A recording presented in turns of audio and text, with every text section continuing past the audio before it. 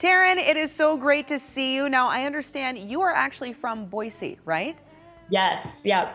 Basically grew up here. I moved here back when I was 8 and I went to school up at U of I and then came back and got a job after college. And so, but I've been from Boise, yep. Okay, so you're born and raised from Boise, and I understand too, you watched KTVB growing up, right? Yes. Yeah, I was a big fan of watching Channel 7. I remember Carolyn Holly was the morning host for forever. Loved her.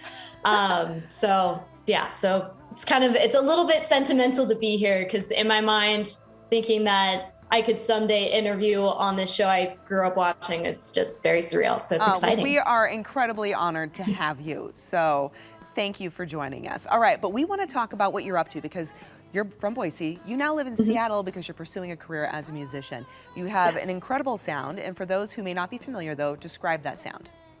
My sound is very eclectic.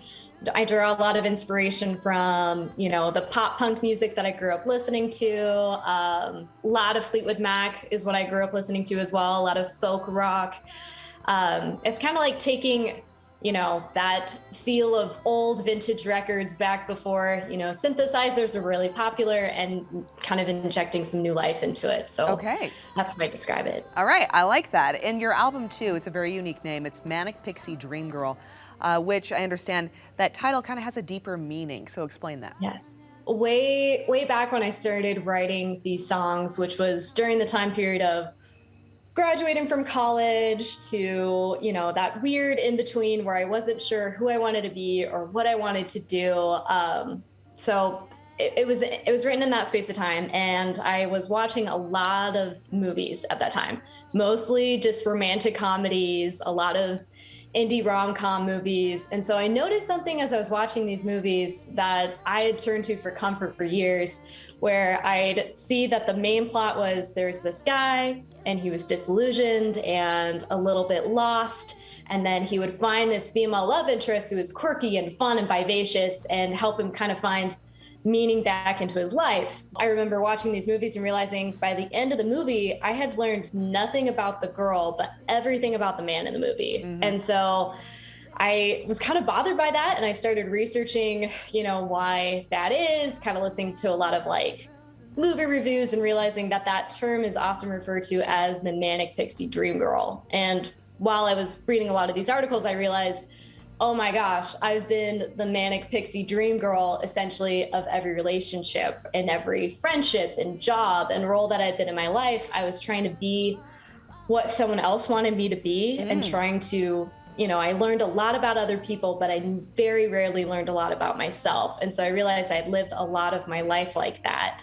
And so all the songs in this album are kind of about that process of realizing, okay, if I'm not, outside of anyone's expectations, outside of any sort of social circle or system of beliefs, who am I really? Yeah, so a lot of self-reflection when you were creating this album, which I imagine many watching can really identify with.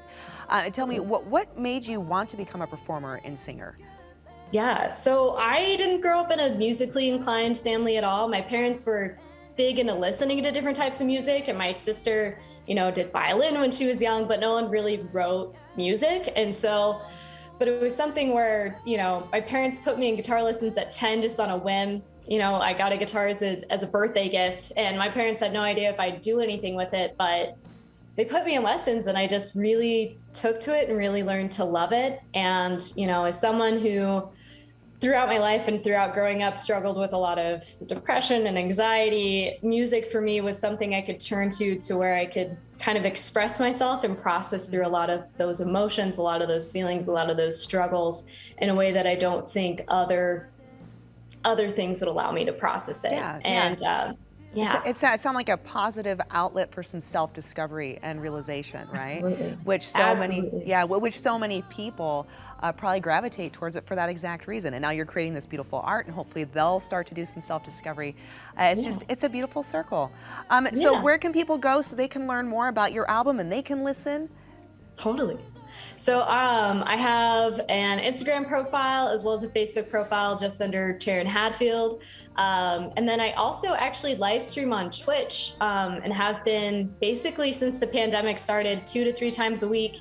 And I'm under actually Taryn_Seattle, which is my first and middle name, and consequently now where I live. But I stream on there Tuesdays, Thursdays, Saturdays at usually 6:30 p.m. Pacific time. Wonderful. Taryn, thank you so much. Greatly appreciate you taking the time to join us and look so forward to seeing your bright future. Thank you. Thank you. Appreciate it.